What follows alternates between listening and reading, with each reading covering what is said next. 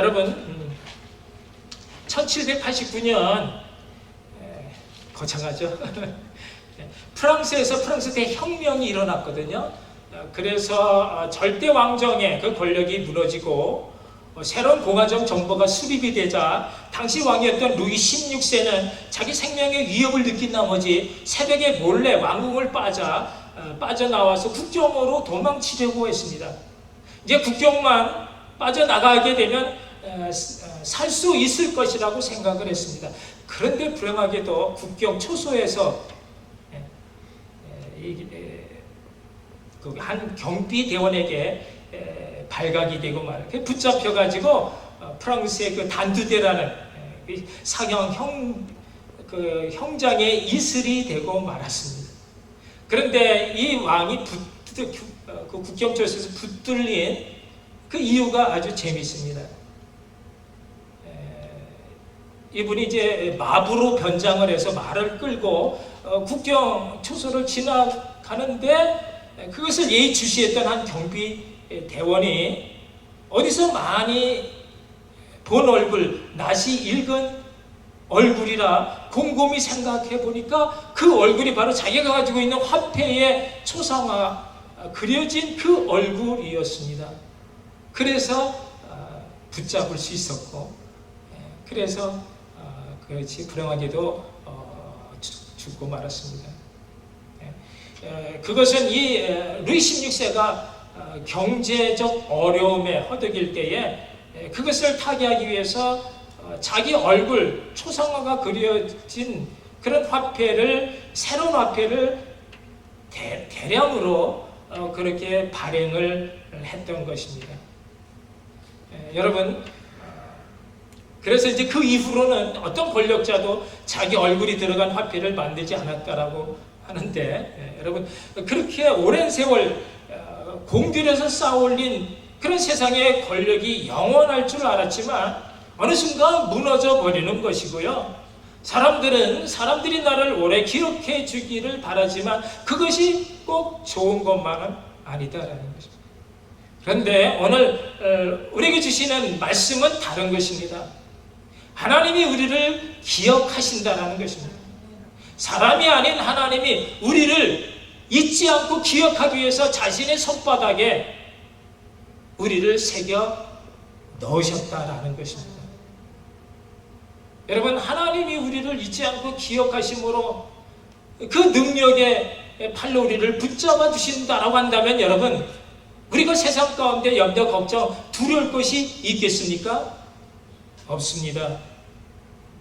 바울과 실라가 옥에 갇혔어도요, 신나게 기도하고 기쁘게 박수치면서 찬양하는 것이고요.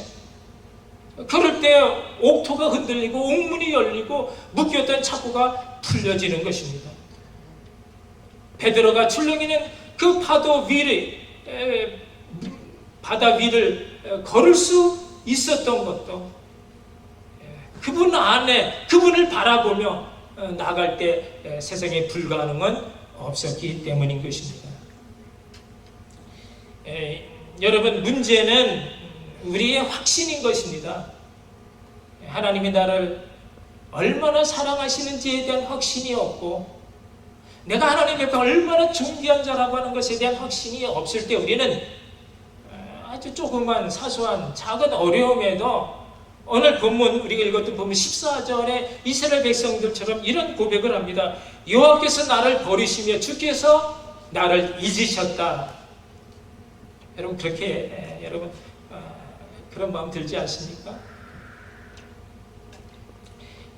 우리가 내가 잘못한 것에 대한 회개할 생각을 하지 않고 하나님을 탓하며 하나님을 원망하는 그런 믿음 없는 하소연을 하는 것입니다. 사랑하는 성도 여러분, 오늘 본문의 말씀, 그 배경에는 이스라엘 백성들이 하나님을 떠나서 그래서 큰 죄를 범함으로 장차 받게 될 징계, 그 징벌로 이제 이스라엘 백성들이 아주 심한 그런 고통과 시련을 당하게 될 것과, 그러나 그것이 끝이 아니라 하나님은 반드시 다시 은혜와 구원의 날을 주심으로 그들을 다시 한번 소망 가운데 살 수 있도록 이사야 선지를 통해 소망의 말씀을 주시고 있는 것입니다.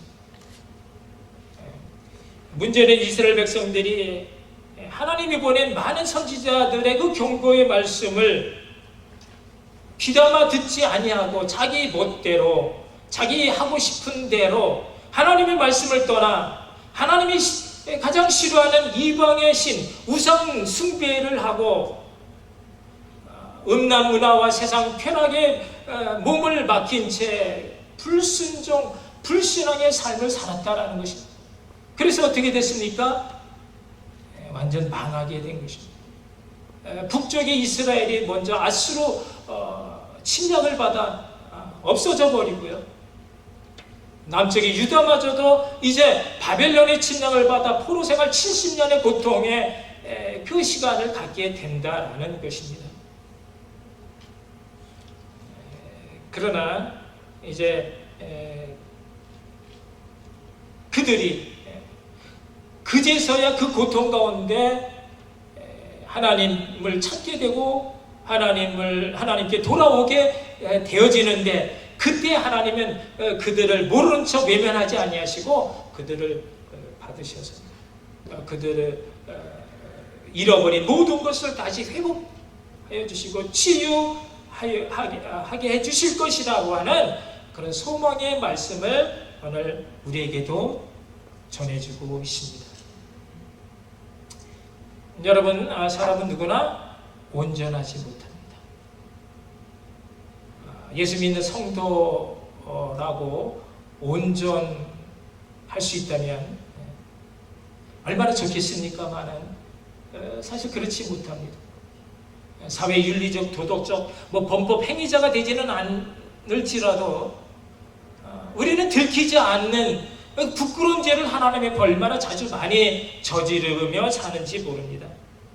하나님은요, 그것을 알지 못하고 살아가는 우리들을 향해 깨달아서 돌이켜 다시 한번 그 거룩한 믿음의 생활을 할 수 있도록, 때로는 우리 주변 사람들을 채찍으로 매로 사용하실 때도 있고, 때로는 우리의 환경과 여건을 통해서 불가마 가운데 우리를 집어넣기도 하신다는 거죠.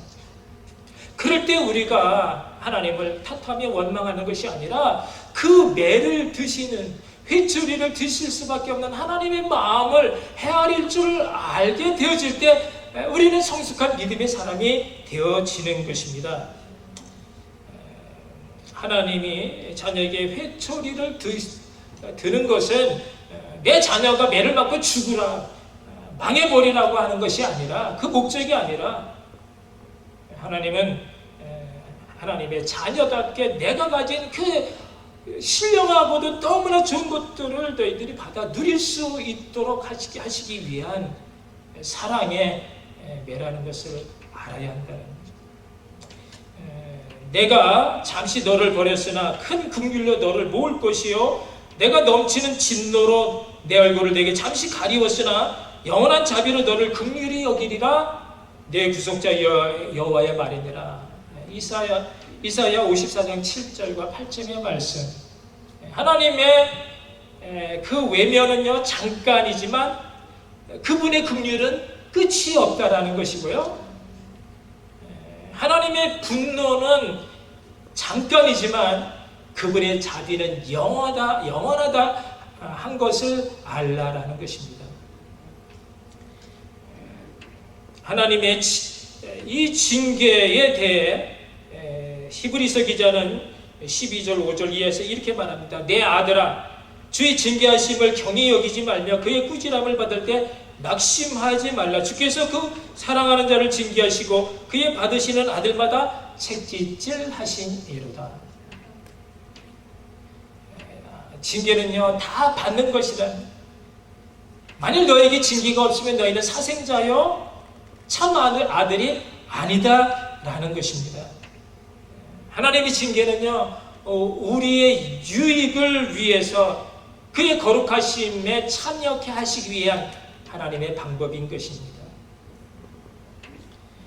또 신명기 18장 16절에는 이스라엘 하나님 그 백성들이 광야 40년의 훈련이 왜 필요했는가에 대해서 이렇게 말합니다. 이는 다 너를 낮추시며 너를 시험하사 마침내 너에게 복을 주려 하십니다. 그러니까 뭐라고요? 우리에게 복을 주시기 위해서 때로는 어려운 고통과 시련을 주신다라는 것입니다. 그러므로 사랑하는 성도 여러분, 우리 삶 가운데 찾아오는 그 모든 어려움과 그 모든 시련, 고통은 그것이 징계로 오는 것이든 아니면 훈련을 위한 그런 시험이든 그것은 우리가 다 사실 하나님의 그 분량에 이르지 못한 우리의 연약하며 우리의 부족하며 우리의 무지함 때문이며 또 하나님은 그런 우리를 하나님의 자녀로서 온전케 하사 하나님의 복을 받아 누릴 수 있도록 거룩하고도 순전한 믿음의 사람이 되라고 그래서 주시는 하나님의 사랑의 손길이라면 여러분 우리가 하나님이 나를 버렸다고 주께서 나를 잊었다라고 그렇게 한탄하며 주저앉는 그런 어리석은 철부지가 되지 않기를 부탁드립니다. 여인이 어찌 그 젖 먹는 자식을 잊겠으며 자기 태에서 난 아들을 긍휼히 여기지 않겠느냐. 그들은 혹시 잊을지라도 나는 너를 잊지 아니할 것이라 말씀하시는 것입니다. 여러분, 젖먹이 아기를 가진 엄마보다 자식 생각하는 그런 그 이상의 사랑은 없습니다. 살이 찢어지고 뼈가 꺾이는 그런 산고의 고통과 위험을 감수하면서 낳은 그 생명이기에 엄마는 자기 생명 그 이상으로 소중히 여깁니다. 엄마와 아기는 생명선으로 이어진 것입니다. 엄마 없이는 아기는 죽는 것이고 아기 없이는 엄마도 죽는 것입니다. 엄마의 머릿속에 한신들 잠깐이라도 자식을 잊어버리는 일은 없는 것입니다. 그럼에도 불구하고 사람은요 허점이 있고 한계가 있다라는 것입니다. 자신이 병들었거나 미혼모의 경우에는 어쩔 수 없이 그 아이를 내다 버리는 그런 비정한 엄마가 있다라는 거죠. 그렇게 해서 한국에 1년에 버려지는 아기가 1000명이 넘는다라는 통계를 봤습니다. 또 열왕기하 6장과 예레미야 애가 4장에 보면 심각한 기근 속에서 너무나 배가 고파 아기를 삶아 먹는 엄마 이야기가 나오기도 하고요. 또 솔로몬의 재판에 보면은 자다가 부주의하게 자기 낳은 아이를 깔고 뭉개 죽게 하는 그런 아둔한 엄마도 있다라는 것입니다.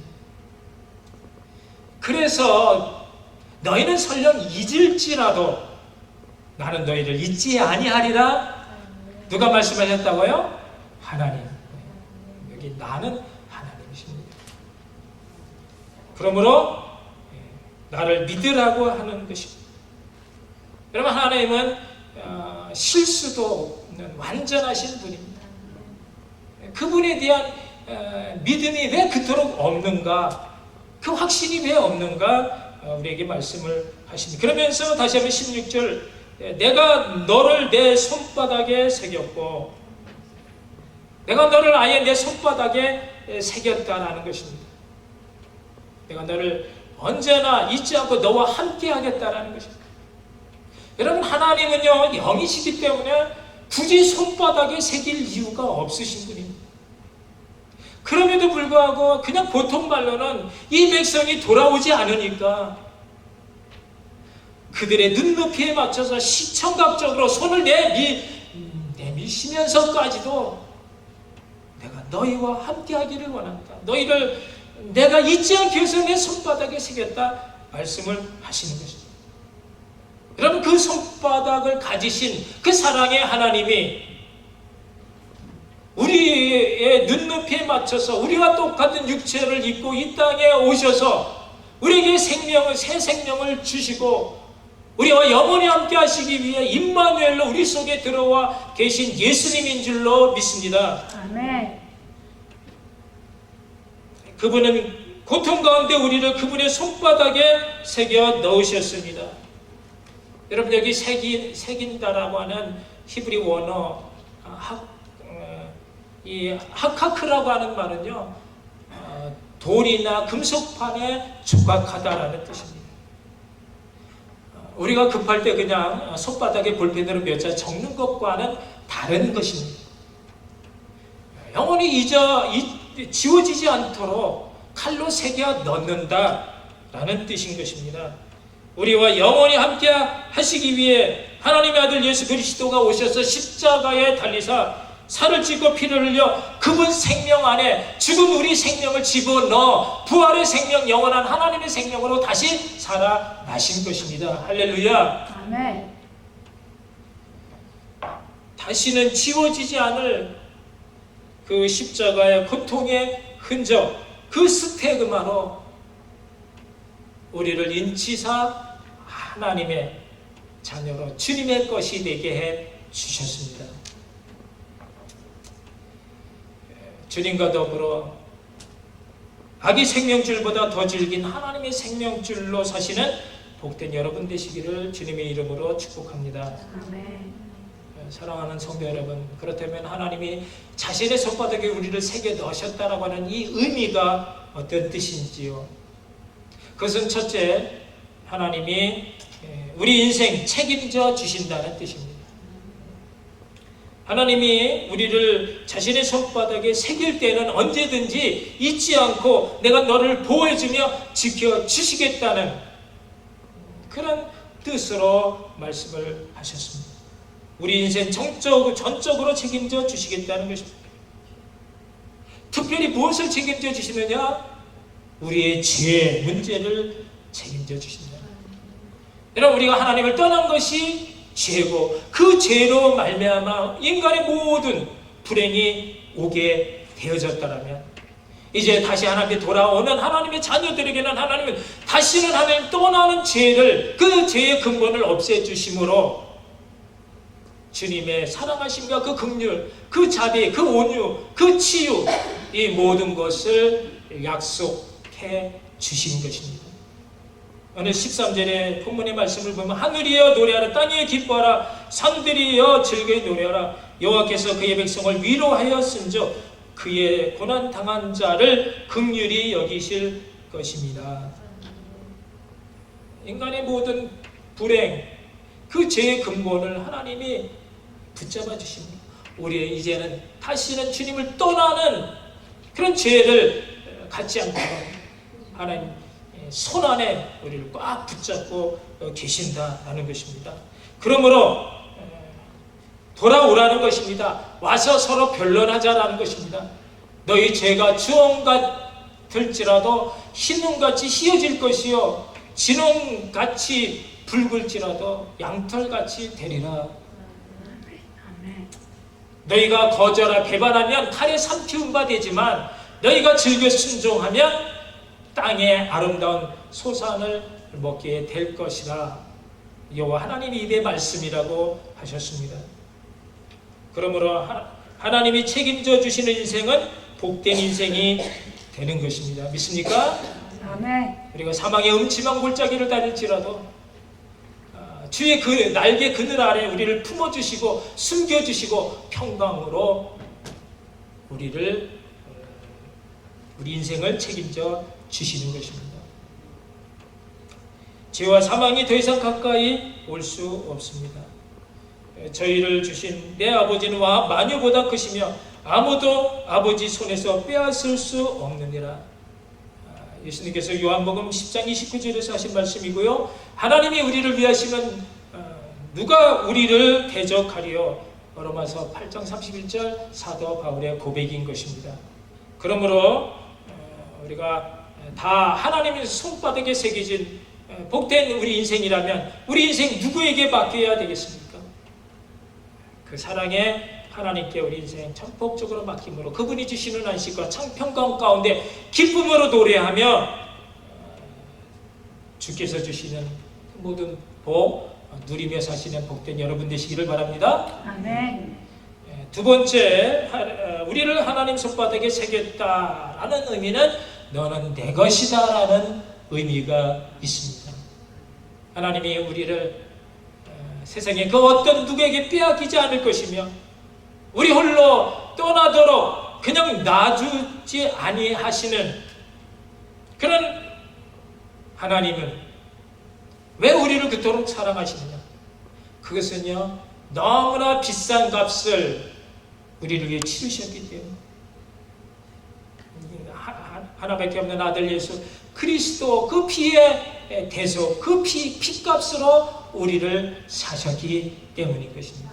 여러분, 우리가 그만큼 존귀한 자가 되어졌다라는 것입니다. 그러나 여러분, 우리가 누구의 것으로 사는가에 따라 우리 인생이 달라진다라는 것입니다. 우리가요, 전에는 죄에 팔려 영 죽을 사망 권세 아래 사로잡혀 살아갈 때는요, 율법으로 말미암아 육체의 정욕이 우리 안에 역사함으로, 그래서 우리가 각양의 탐심을 따라서 무슨 열매를 맺었느냐? 사망의 열매를 맺을 수밖에 없었지만, 그러나 이제는 우리가 주 예수 그리스도를 구세주로 영접하고 믿음으로 하나님의 자녀가 된 이상, 이제는 우리는 하나님의 생명이 우리 안에 역사함으로 말미암아 우리는 바로 성령의 열매를 맺는 그런 존귀한 자가 되어졌다는 사실을 여러분 아시기 바랍니다. 아멘. 언젠가 제가 그 생명의 샘이라는 책 읽다 보니까 이런 내용이 있었어요. 게리 스몰리라고 하는 사람이 그 미국에 있는 아주 우수한 기업의 CEO들을 800명, 애리조나주에 있는 피닉스에 오게 해서 세미나를 연 적이 있습니다. 그런데 이 게리 스몰리가 그들 가운데 갑자기 그 목이 부러져 줄에 이 관장감이 매달린 형편없는 바이올린을 지켜 들면서, 여러분, 이 값이 얼마짜리 바이올린인지 아십니까? 라고 물으니까 보는 사람들이 뭐 형편없잖아요. 그러니까 모두 웃으면서 뭐 그까지 끼껏 돼야 1000불 2000불 하겠죠, 이렇게 대답을 했습니다. 그런데 그 게리 스몰리가 그 바이올린 속에 있는 쪽지를 읽어줬습니다. 1732년 안토니우스 스트라디바리우스, 이렇게 읽어주니까 그들이 모두가 다 깜짝 놀랐습니다. 이 스트라디바리우스가 만든 바이올린이 지구상에 600개 정도밖에 남아있지 않는데 그 가격은 최소 300만 불에서 3천만 불을 호가한다는 것입니다.